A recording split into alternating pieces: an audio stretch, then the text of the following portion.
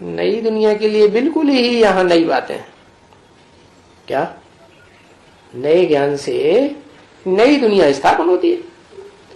और शास्त्रों का तो पुराना ज्ञान है, पुराने ज्ञान से पुरानी दुनिया बनती है। पापी कलयुग तमो प्रधान दुनिया बन गई ना, तो नई पढ़ाई और पढ़ाने वाला भी नया नया, एकदम नया, new man of the world. क्या दुनिया में अगर कोई कहे कि सबसे ज्यादा न्यू मैन कौन है, तो वो एक कोई कहा जाएगा ना, क्योंकि वो लिखा जो है ना शास्त्रों में, वो तो ये झूठ लिख दिया है, झूठ बात लिख दी और पुराने थे पुराने का नाम डाल दिया। क्या क्या कहा? इस दुनिया में पुराने थे पुराना कौन कौन लिखूं बताओ? आदम। आदम का नाम कहां डाला? नाम तो कृष्ण का डाला है?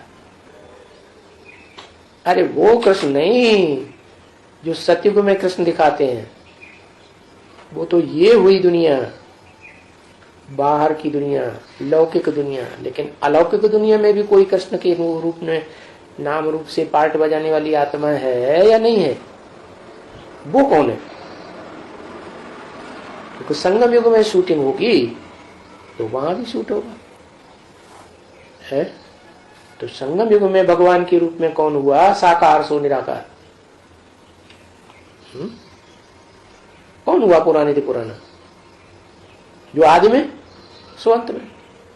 तो कौन था ओम मंडली में पुराने से पुराना है, जिसको कोई पढ़ाई नहीं पढ़ा सकता? वो सभी ब्राह्मणों को पढ़ाई पढ़ाता है। तो वो बताते हैं भागीदार। जो ब्रह्मा बाबा का भागीदार था हीरों की दुकान में, पहले मैनेजर था, बाद में भागीदार बनाई दिया। तो जो पुराने की पुरानी आत्मा शूटिंग पीरियड की है, वो ही फिर नई दुनिया बन जाती है। तो नई दुनिया बनने से पहले एकदम new man of the world कहा जाता है। तो देखो, पुराने तो पुराना भी है और नए ते नया भी है, ठीक है ना? तो वो नए ते नया कौन? जिसको चित्र बनाए दिए हैं आजकल, पहले नहीं चित्र होते थे। क्या? हाँ, दाढ़ी वाला, सफेद दाढ़ी वाला एक बाबा बैठा हुआ है, कृष्ण बच्चे को गोद में लिए हुए। तो चित्रकार ने क्या दिखाया कि जो बाबा है दाढ़ी मूछ वाला सफेद, वो है शिव, या और जो उसकी गोद में बच्चा पल रहा है, वो अलौकिक ज्ञान से पल रहा है कि स्थूल लड्डू पेड़ा खाने पीने की चीजों के द्वारा पल रहा है? हाँ, तो वो नई थी नई बात हो गई, एवर नया बच्चा है। फिर उसके बदले में पुराने का नाम डाल दिया। पुराना माने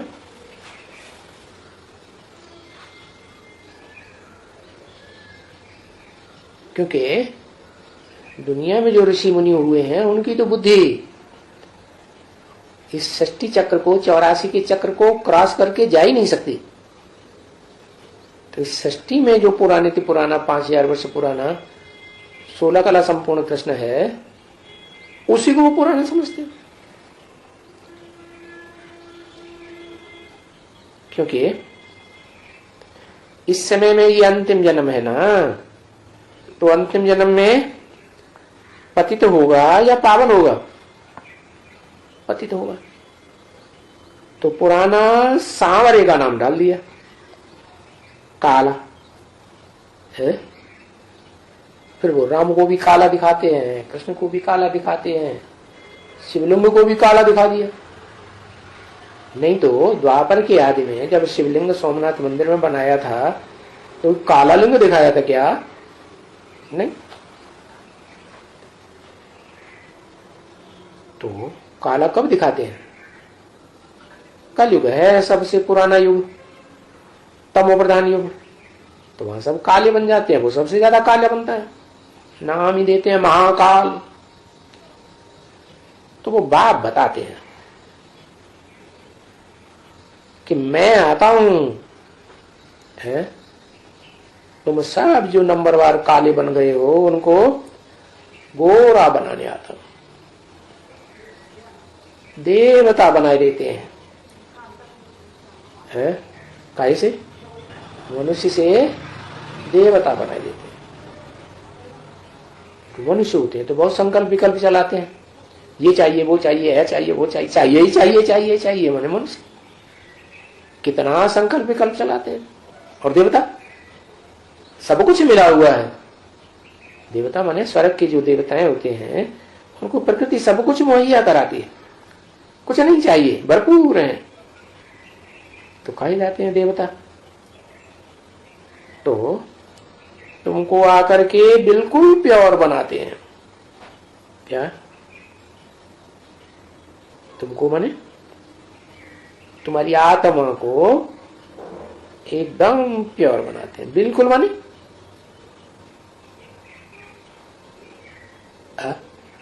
बिल्कुल का मतलब यह है कि 16 कला संपूर्ण से भी ऊंची स्टेज वाला पवित्र।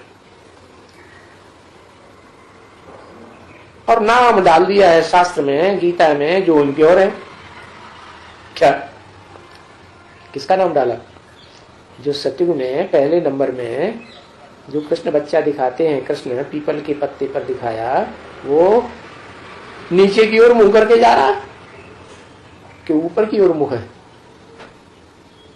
अरे दुनिया में भी बच्चे पैदा होते हैं तो नीचे को मुंह करके पैदा होते हैं या ऊपर की ओर मुंह करके पैदा होते हैं? नीचे की ओर मुंह करके पैदा होते हैं ना। इसका मतलब क्या हुआ? क्या कि सृष्टि का जब आरंभ हुआ तो सत्युग की आदि में जो कृष्ण बच्चा है, माना ब्रह्मा वाली आत्मा है, वो अधोमुखी कर्म करती है या ऊर्ध्वमुखी कर्म करती है? अधोमुखी कर्म करती है। उससे पीढ़ी में, उससे कृष्ण बच्चे की पीढ़ी में जितने भी नारायण पैदा होंगे पीढ़ी दर पीढ़ी, वो सब अधोमुखी, क्या नीचे को जाने वाले। तो बापा ऐसा बनाते हैं क्या जिनका मुख नीचे की ओर हो? नहीं, बाप तो आकर क्या बनाते हैं? जिसका मुख ऊपर की ओर। ऊपर की ओर मुख का मतलब क्या हुआ? एक बाप, दूसरा ना कोई। कौन सा बाप है? मनुष्यों का बाप नहीं। कौन बाप? आत्माओं का बाप। तो बिल्कुल प्योर बनता है, क्योंकि ऊंचते ऊंचे तो वो याद किया, ऊंचते ऊंचे आत्मा को याद किया तो ऊंची बनेगा। और फिर गीता में नाम डाल दिया है जो इम्प्योर है। आरंभ के जन्म से ही, पहले जन्म से ही क्या बनता है? कहेंगे इम्प्योर। इम्प्योरिटी दिखाई नहीं पड़ती है, मर्ज में है, लेकिन आरंभ तो हो गया नीचे गिरने का। चौथाई गला कम होगा कि नहीं पहले जन्म? समझा ना?